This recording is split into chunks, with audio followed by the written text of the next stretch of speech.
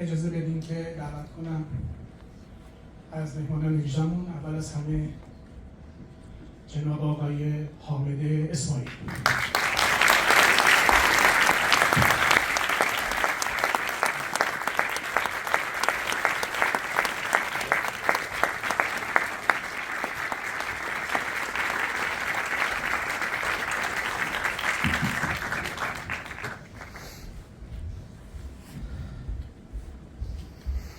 خیلی به ملبورن خوش اومدید. خیلی خوش اومدید.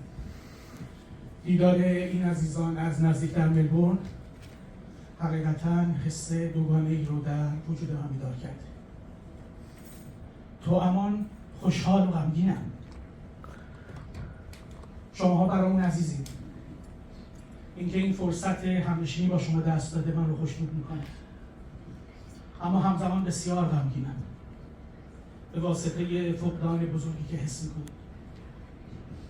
تنها چیزی که میتونم بگم اینه که ما همه یکی هستیم. ما میدونیم که باید غم بزرگ رو به کار بزرگ تبدیل بکنیم.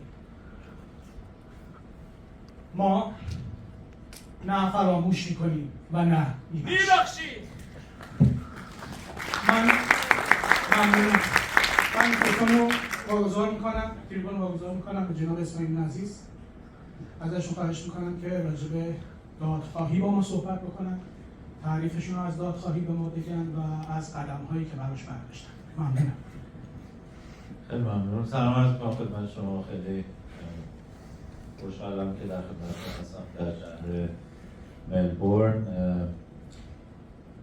خب بخشی که در این فیلم می‌بینید در واقع 2.5 سال ابتدایی تلاش شما برای پیدا کردن حقیقت و اجرای عدالت و خب پس از اون به همین شدت در واقع ادامه پیدا کرده و حالا ما در شهرهای مختلفی که نمایش دادیم و در موردش حرف زدیم. چیزی که شاید در این فیلم می‌بینید نوک کوه یخ باشه از فعالیت‌های بسیار زیادی که در قالب انجمن خانواده‌ها انجام شده، یک کار جمعی که من به عنوان یک نفر از خانواده و در واقع رستم رو اینجا آقای پیامی بازگو میکنه. نهایتاً تمام تلاش هایی که انجام شد در واقع این فیلم که در جشنواره فیلم تورنتو نمایش داده شد در سپتامبر 2022 دو بار اکران شد. دومین اکران دقیقاً برابر با روزی بود که ما خبر قتل مهسا امینی رو شنیدیم و این فیلم خب تا حدی محجور موند برای اینکه خب یادتون میاد دیگه به هر حال من خودم در اون مقطع مدام مثل شهر سفر میکردم برای راهپیمایی ها، فعالیت ها، گفتگوها، ولی این پرونده هیچ وقت فراموش نشد. در همون اوج انقلاب ژینا و مهسا ما پیگیر ارجاع پرونده به دیوان بین‌المللی دادگستری بودیم. یادم هست خب کشورها آماده می شدن که اخطار آخر رو برای جمهوری اسلامی بفرستن. این پرونده در واقع از نظر حقوقی برای رفتن به دیوان بین‌المللی دادگستری 3 مرحله داشت: مذاکره، حل اختلاف و بعد شکایت. 2 سال رو به گذرونده بودن به اینکه بتونن باشون مذاکره بکنن. جمهوری اسلامی وقتی نمیگذاشت، احترامی برای کشورهای آسیب دیده قائل نبود، برای شهروندان خودش که مسلماً شهروندان ایرانی، ولی خب کسانی که تابعیت دوگانه داشتن رو هم حتی اون کشورها رو به رسمیت نمی‌شمرد. ولی به هر حال من یادم مثلا در نوامبر 2022 که من مدام در سفر بودم، پیگیر بودیم که دولت اوکراین بپیونده، چون اینها در این کنوانسیون مونترآلی که بود باید میپذیرفتن بند این که بتونن شکایت بکنن. این باید در مجلس تصویب میشد و بعد رئیس جمهور اوکراین آقای زلنسکی باید اینو امضا میکرد و همه اینا رو ما همزمان پیگیر بودیم و میشنیدیم که بالاخره آقای زلنسکی این رو امضا کرده. حل اختلاف تقریبا اواخر سال 2022 آغاز شد. جمهوری اسلامی تلاشی برای حل اختلاف تلاحه نکرد.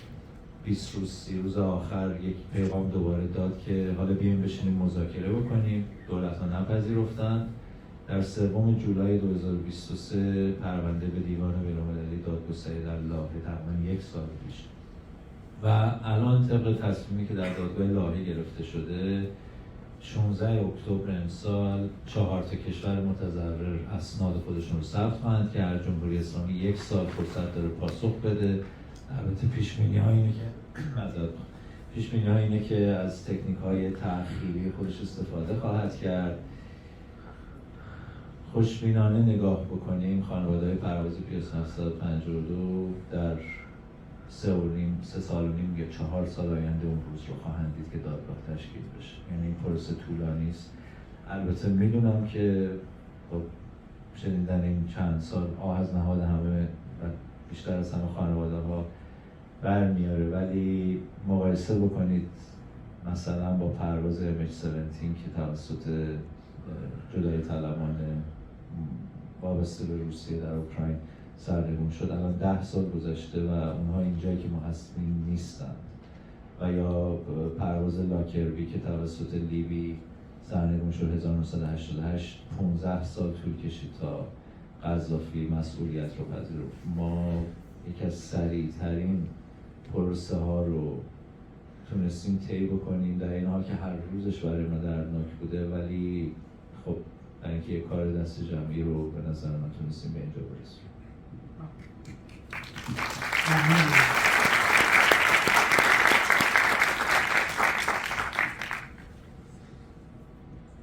اجازه بدین که ازتون بپرسم که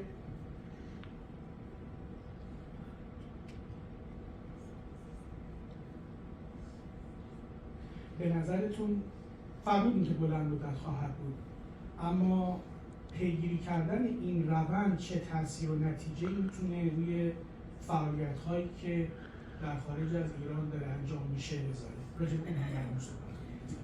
ببینید این البته در واقع پروسه‌های قضایی دیگه هم بوده، مثلا دیوان بین‌المللی کیفری بوده.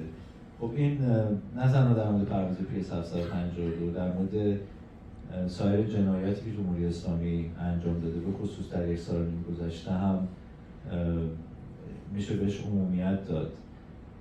دیوان بین‌المللی کیفری تفاوت‌هایی داره با دیوان بین‌المللی دادگستری. دیوان بین‌المللی دادگستری خب دولت‌ها از هم شکایت می‌کنند و پروسش کاملا متفاوته. دیوان بین‌المللی کیفری همون چیزیست که مثلا چند وقت پیش شنیدیم که ولادیمیر پوتین مثلا حکم بازداشتی صادر شده. ما هم متاسفانه نتونستیم اون رو به دیوان بین‌المللی کیفری دولت‌ها رو قانع کنیم. هنوز خودمون رفتیم و شکایت کردیم، ولی دولت‌ها باید مثلا انتظار داریم که حمایت کنن که هنوز این کار نکردن. برای اینکه دیوان بین‌المللی کیفری قابل پیگرد باشه 4 امکان وجود داره. یا اینکه شورای امنیت سازمان ملل پرونده‌ای رو ارجاع بده. برای ما اتفاق نیفتاد چون انتظار میرفت که روسیه و چین وتو کنند. 2 یا دادستان تشخیص بده که باز هم اتفاق نیفتاد. 3 دولت‌ها بیان این کارو بکنن، اتفاق نیفتاد. 4 نهادها یا گروه‌هایی برن شکایت کنن که شانس این 4می بسیار ضعیفه. ما خودمون این کارو کردیم. ولی مثلا الان که مدتی پیش در واقع کمیته فکت فایندینگ سازمان ملل جمهوری اسلامی رو متهم کرد به جنایت علیه بشریت در 1 سال و نیم گذشته، این یک شانسی است که به نظر من فعالین خارج از کشور میتونن دولت‌هاشون رو قانع بکنن. من پروسه رو توضیح دادم، یا شورای امنیت یا دادستان و یا دولت‌ها.